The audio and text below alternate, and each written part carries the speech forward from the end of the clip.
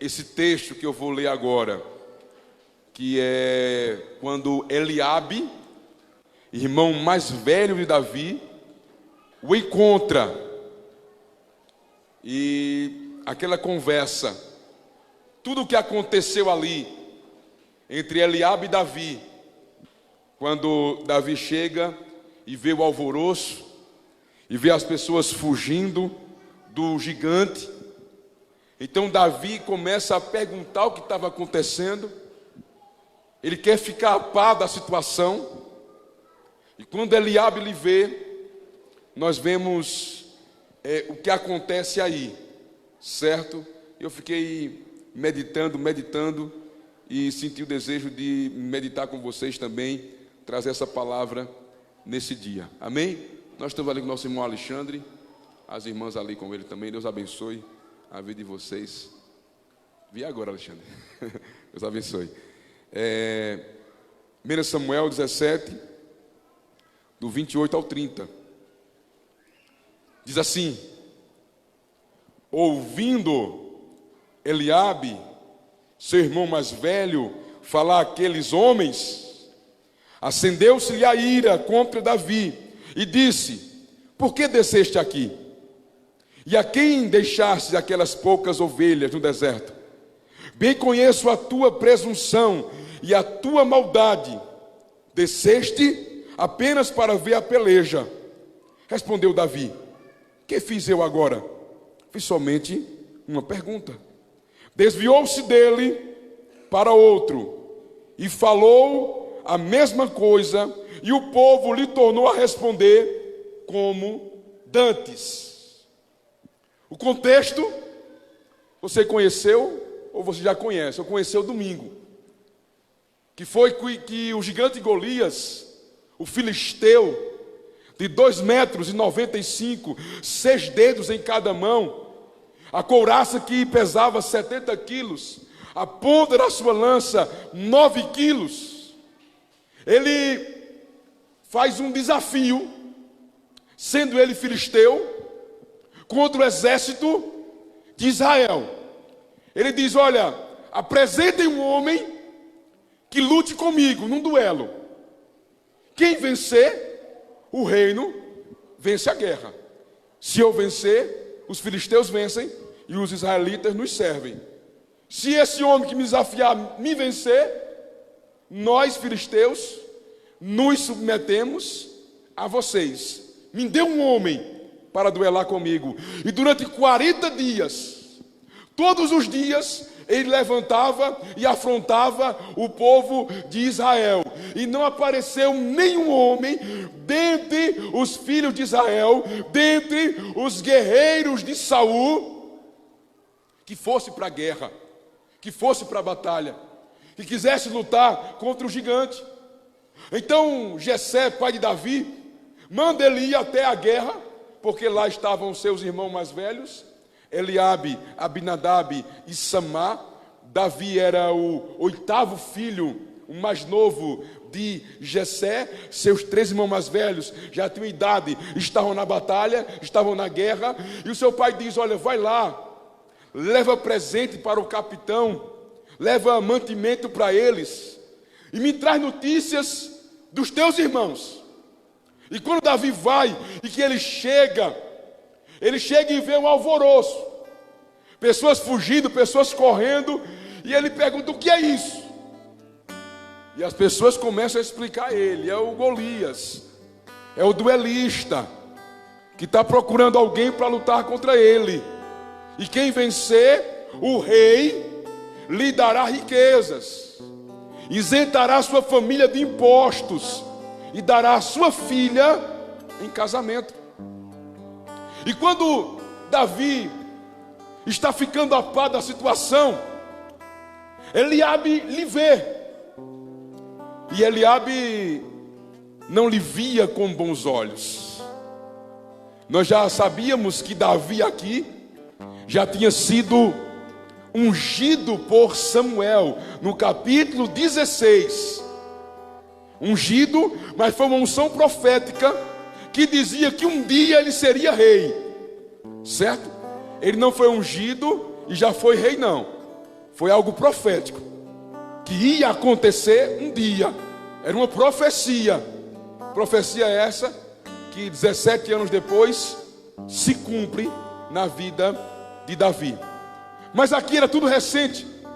E quando Samuel vai ungir um dos filhos de Jessé como rei, até o próprio Samuel pensa que era Eliabe, porque era o mais velho, porque era o mais belo, porque tinha porte, tinha aparência. Mas Deus disse: olha, não atente para a sua aparência, nem para a sua altura, nem para a sua formosura, porque eu rejeitei. O homem vê a aparência, mas eu vejo o coração. Aí Jessé passa 7 filhos, e Deus dizia: não é esse, não é esse, não é esse, também não é esse, nem é esse.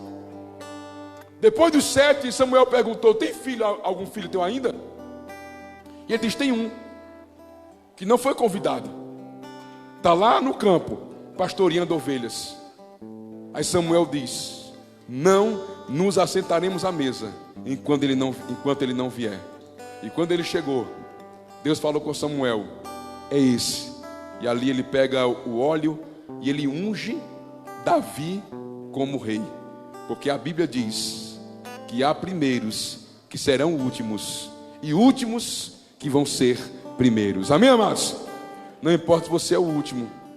Você pode ser o último para as pessoas, mas para Deus você pode ser o primeiro. E Deus é poderoso para inverter essa fila aí. Louvado seja o nome do Senhor. Porque Deus não nos escolhe, não nos chama para uma obra determinada de acordo com os nossos talentos ou de acordo com a nossa aparência. Ele nos chama de acordo com o nosso coração. O homem vê a aparência, mas Deus, ele sonda os nossos corações. E nessa noite, pode ter certeza que quando Deus olha do céu aqui para a terra, Ele não vê o teu cabelo, Ele não vê o teu rosto, Ele não vê tua maquiagem, Ele não vê teu brinco, Ele não vê tua chapinha, Ele não vê tua roupa, Ele não vê o teu calçado, mas Ele está olhando para o teu interior, para o teu coração. E quando Ele acha um coração quebrantado, Ele enche da presença dEle e Ele usa para o louvor da glória dEle. Amém, queridos? E assim, quando Eliabe lhe vê, já tinha essa rixa, porque ele foi ungido, foi o escolhido por Deus, e ele fica irado, ele fica indignado. E eu tentei procurando na história, e eu não vi motivos para essa ira de Eliabe. Não havia motivos para ele estar irado. Davi chegou ali, e como é bom você estar numa guerra, estar num lugar estranho, e você vê um rosto de um irmão, um rosto conhecido. Na verdade, não é bom? Tem pessoas que você nem fala na rua, se você passar por elas. Mas se um dia você estiver em outra cidade, em outro país, você encontrar essa pessoa, você vai falar com ela. Sabia disso? Só porque você viu um rosto conhecido. Não havia motivos para Davi ficar, para Eliabe ter essa ira toda contra Davi. Davi não fez nada de errado. Davi estava ali apenas para saber das notícias e levar para o seu pai Jessé. E quando ele chega ali, que ele começa a ficar a se informar da situação, porque essa ira de Eliabe era uma ira maligna. Essa raiva que havia de Eliabe não era própria de Eliabe, senão de Satanás que estava usando Eliabe. Tem pessoas que muitas vezes nos odeiam, mas esse ódio não vem delas. Esse ódio muitas vezes é uma ação maligna, porque a nossa luta não é contra carne ou contra sangue.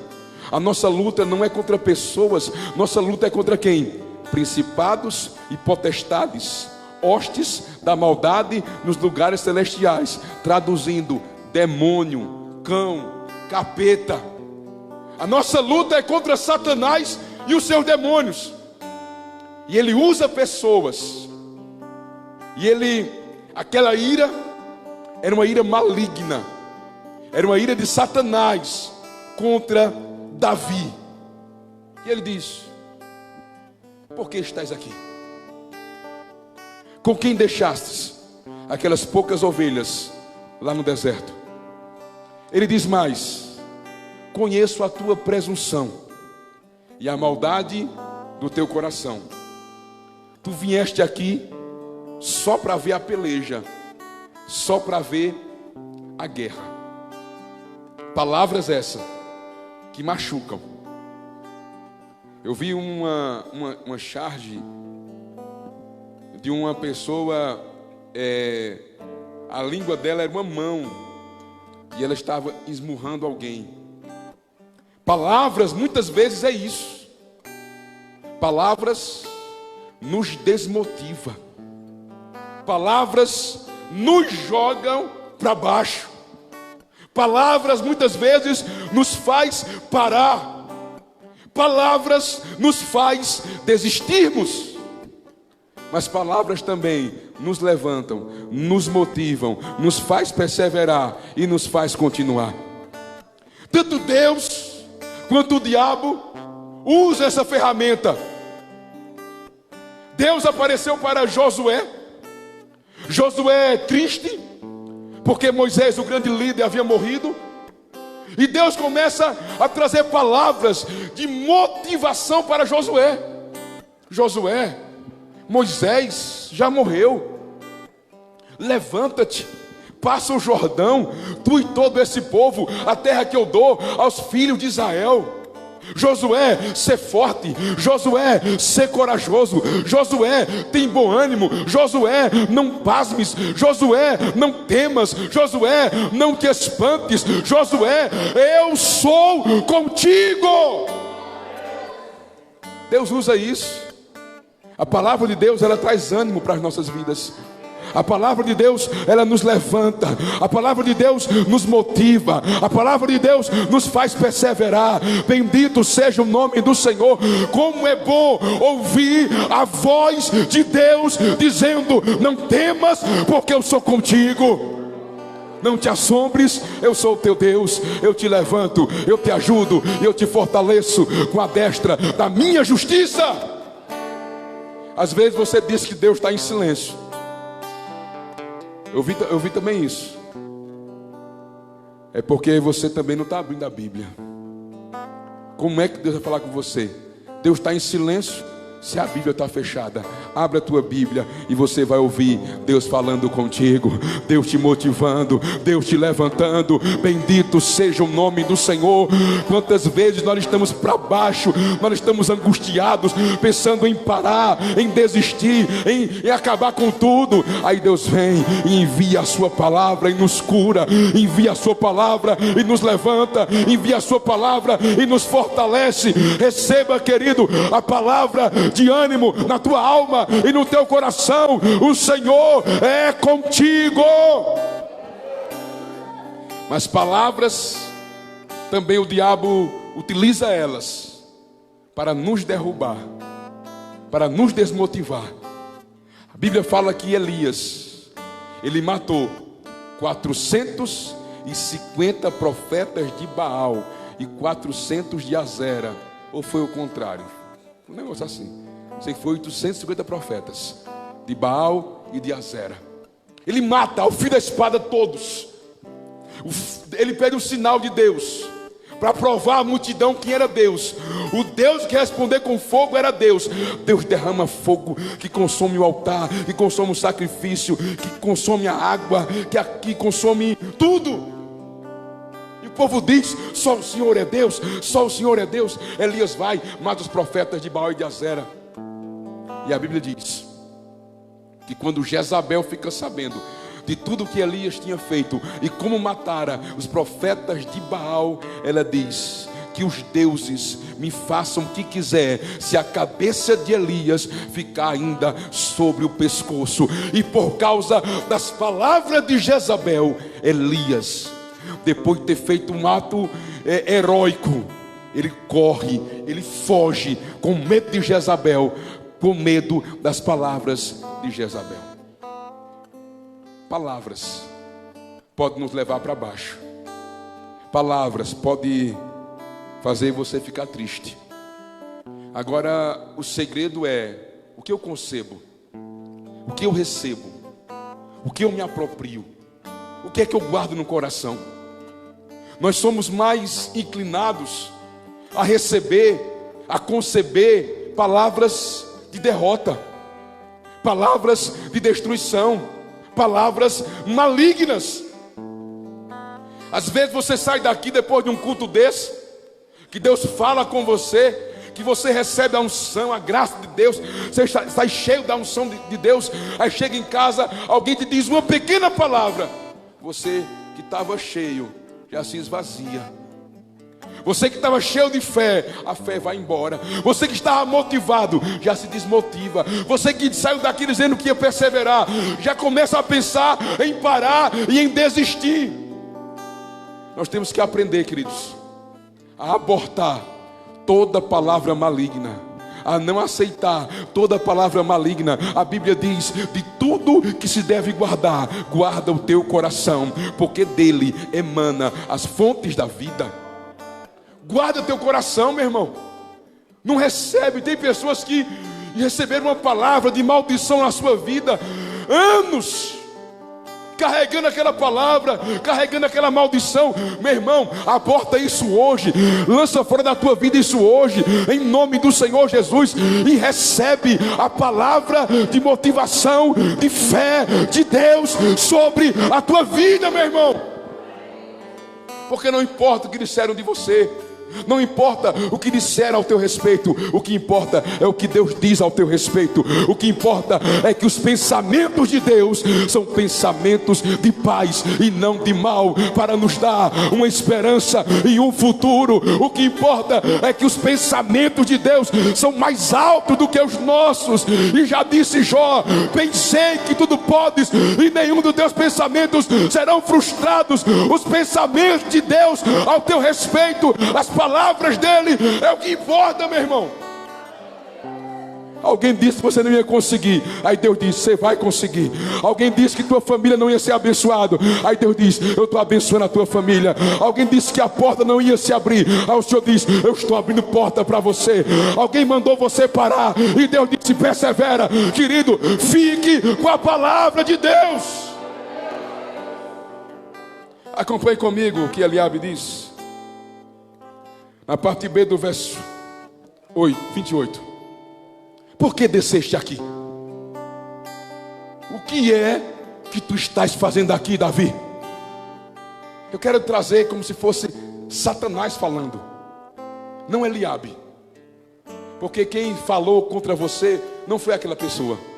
Nem fique com raiva dela, foi o que estava por trás. A nossa guerra não é contra a pessoa, o ser humano, é com quem está por trás agindo, é com quem está por trás usando aquela boca. Porque até Jesus sabia disso. Jesus começou a dizer: olha, eu vou para a cruz, eu vou sofrer, eu vou morrer. Aí Pedro chama Jesus de lado e diz: para com isso, rapaz, que história é essa? Tu vai morrer? Que tu vai para a cruz? Dando uma repreensão a Jesus. Sabe, Jesus disse: arreda, Satanás, para trás de mim, capeta. Tu não cogita das coisas de Deus, e sim das dos homens. O mesmo Pedro que depois disse: tu és o Cristo, o Filho do Deus vivo. E o Senhor disse: não foi carne nem sangue que te revelou isso, mas meu Pai que está nos céus. Alguém pode dizer uma palavra de bênção para você, e alguém pode liberar uma palavra de maldição. A mesma pessoa. Então não é a pessoa, é o que está por trás, é quem está agindo. Se for desligar o refletor, não desligue não. É quem está por trás, é quem está agindo. E a Bíblia diz que ele pergunta: por que estás aqui? Vier fazer o que aqui, rapaz? Onde era que Davi estava? Na guerra, na peleja, no lugar do problema. Quem era Davi? Ungido de Deus. Quem aqui é ungido de Deus, por favor, dê um glória aí. Entenda, você é ungido, e você é ungida do Senhor. E onde você chega, o inferno sabe que chegou alguém ungido. E quando chega alguém ungido, chega para derrotá-lo. Satanás sabia quem era Davi, ou não? Claro que sim. Satanás viu Samuel lhe ungindo. Satanás ouviu a palavra profética que estava sobre Davi. O que é que tu estás fazendo aqui? Querido, vá até o lugar da guerra. Vá até o lugar do problema. Você tem que ir lá, porque quando você chegar lá, você vai ver que Satanás vai ficar irado, porque você chegou. Porque não chegou só você não, chegou a unção que é na tua vida, chegou o Deus que é na tua vida. Quando Davi chega, Davi não chega só, Davi chega com a presença e com a unção de Deus. Ao inferno diz: o que é que tu estás fazendo aqui? Você lembra quando Jesus chegou em Gandara, ou Genezaré, onde havia aquele endemoniado que se cortava todinho, que era um terror, botava cadeados, correntes, e ele quebrava tudo. Quando Jesus desembarcou, que pisou na terra, o demônio veio, se prostrou e disse: o que é que tu estás fazendo aqui, filho de Deus vivo? Já vias me atormentar antes do tempo?